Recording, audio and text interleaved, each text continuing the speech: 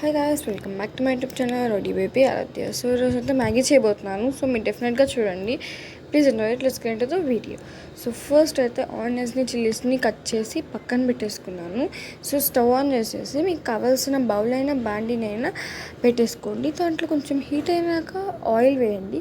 So oil కూడా heat అయినాక onions and chillies వేసేయండి.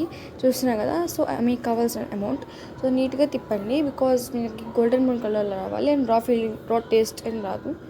సో మ్యాగీ అనేది ఒకటి తీసుకుంటున్నాను నేను. సో పక్కన పెట్టేద్దాం దాన్ని. సో ఇప్పుడు మనం ఆనియన్స్ గురించి చెక్ చేద్దాం. సో మన ఆనియన్స్ గోల్డెన్ బ్రౌన్ కలర్లో వచ్చినాయి కదా.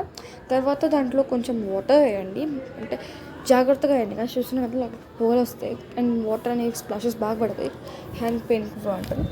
సో వాటర్ సరిపడంత వేసినాక మ్యాగీని ఇరగొట్టేసుకొని ఫస్ట్ ఒక్కటాన్ని హాఫ్ చేసేసి తర్వాత దాని ఒక్కొక్కటి 3 పీసెస్ చేశాను. సో టోటల్ 6 పీసెస్ వచ్చినాయి.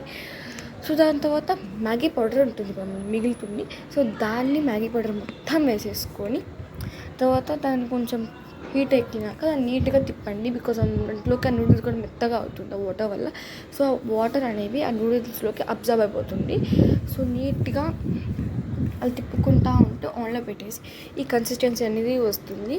సో చాలా టేస్టీగా ఉంటుంది గాయస్. ఇదైతే మీరు డెఫినెట్గా ట్రై చేయండి, చాలా బాగుంటుంది. This is my favourite Maggi ever. So bye guys.